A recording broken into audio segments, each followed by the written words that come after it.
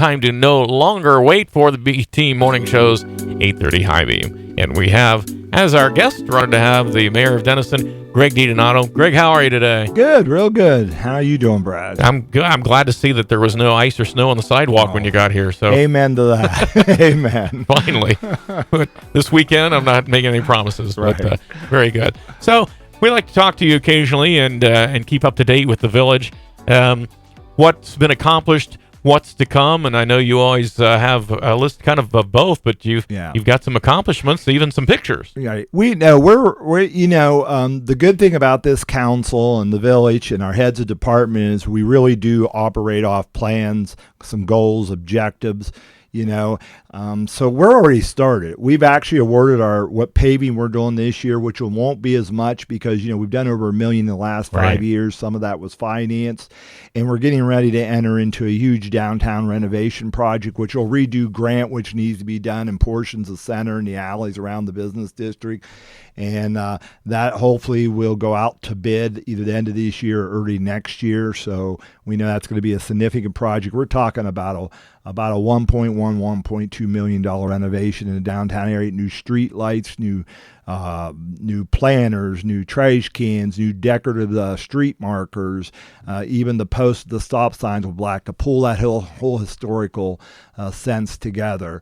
The bottom line is we're trying to invest to ensure we have a vibrant downtown for years to come. The town's obligation is to make sure we have good lighting, safe, it's walkable. So all we can do is build the environment, and hopefully we keep having businesses continue to remain in our downtown area. And knock on wood, there's 27 businesses in the downtown area, which shocks some people. It's a major employer for us, and to reminder everybody, that's where we get the bulk of our taxes is from the employers who collect the taxes and pay as well as higher property taxes because of valuation. So they are important that you take care of because that's what pays the biggest share of police, fire, and the protections, the ambulance services that you all have. Not only is it closer, but you're just benefiting the whole community by shopping locally.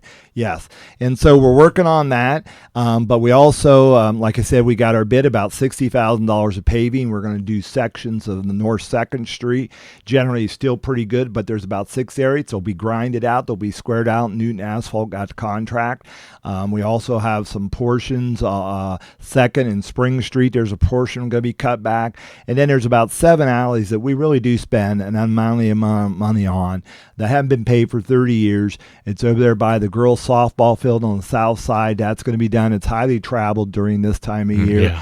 We also had 3 up between North 3rd and 4th Street that are going to be addressed. Last year, one was so bad we just chose to put gravel on it, to kind of get through that year. So we're looking forward to there. And then we're doing the one behind the city building and between the fire garage. I don't know why. I don't know when it was paved, but the water don't go to the drains. It's like a lake. And now with the new fire garage and the safety, plus that's the one where, we got the yard, the Geology Society, the hardware. So it's highly traveled. So that's going to be a grinding and dressing, and hopefully it'll all be steered to go to the drains. So, I got pictures. We have 3 drains in that alley, and none of the water goes to any of it. I don't know when it was paved, who paid attention, but we made it clear to the, Newton at the elevation that needs to be shot. It's crowned in the wrong places. Crowned, right. So we have those areas, like I said, are going to get paved. And then also, we've already got our park planned out. We awarded contracts or bids or estimates. We have a new roof gone on the Thornwood shelter house and new end caps to the original end caps. They were shingled, so they're falling off. It's about 50 years old, but a new metal roof and all that will be nicely done, brown. That should be starting here as soon as the weather breaks. Because we got to get it done because it starts being rented and used in May. We also approved a new roof going on the old pump house. That was a swimming pool.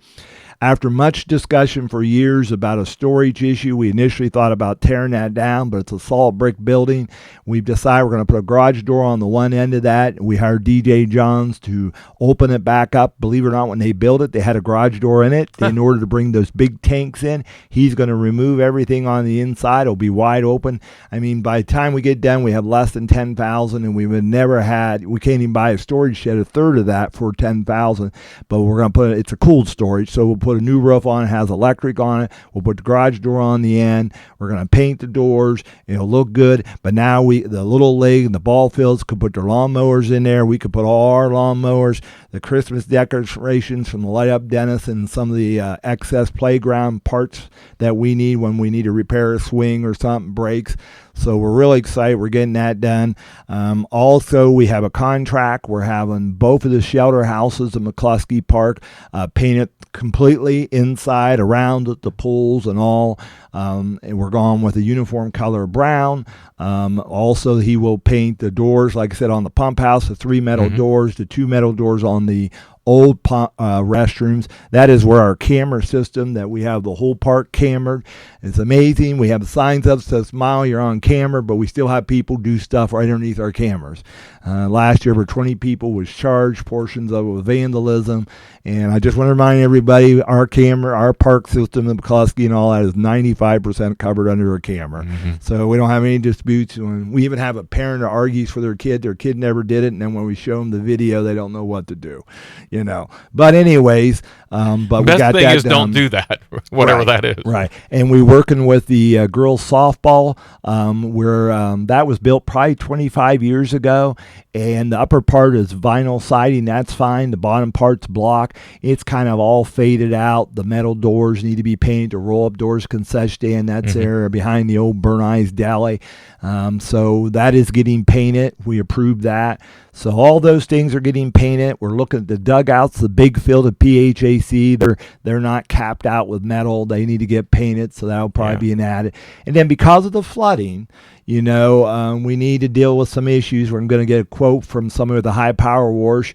The 4 dugouts at the PHAC that were in water, and the 2 shelter houses having all those cement and power washed out and getting them kind of really cleaned up good. So all that stuff is in the making. We've already, like I said, awarded for the garage door, the 2 roofs, got a bid already, the approval, and some of that's supposed to start next week. Will be in the 70s, supposed to have 4 days of rain or sunshine, but you know how that moves, but it's going to get warmer.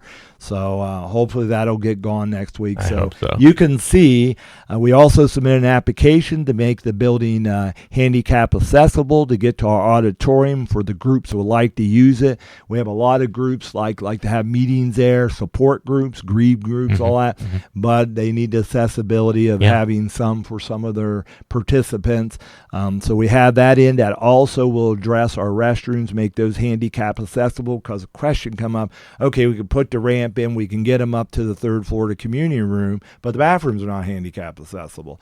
So we did put an application. We're patiently waiting to hear for that. And we actually have another application for the downtown renovation. We still need to raise a few $100,000. And we also are getting ready to put in another application for the downtown. And then our final application will be the Hyatt Public Works sometime in August. We will submit for the paving. And like I said, if we get this all put together, it's about a $1.2 million renovation of the whole downtown area, which will mean all new paving and the whole Grand Street from Uriksville to where we did last year, North 6, portions of Center, and around all the alleys behind Pangrazio's, the bank and St. Mary's School, the CVS, around Lindsay's Funeral Home, of course, the Eagles and all that, which is all that business district, which all has lots of highly traveled area. Sure does. And so we're really excited. Like I said, we have a roadmap. We also have an application to tear down 3 homes right now. That's the one the county offered. They're 100% free, so we love this. We're not paying for it. And so we're waiting for the final approval. And a reminder, and I know the people in the Thornwood Park who live in that area, bids will go out sometime this summer. That's done through the Community Economic Development, the county, it's CDBG funds.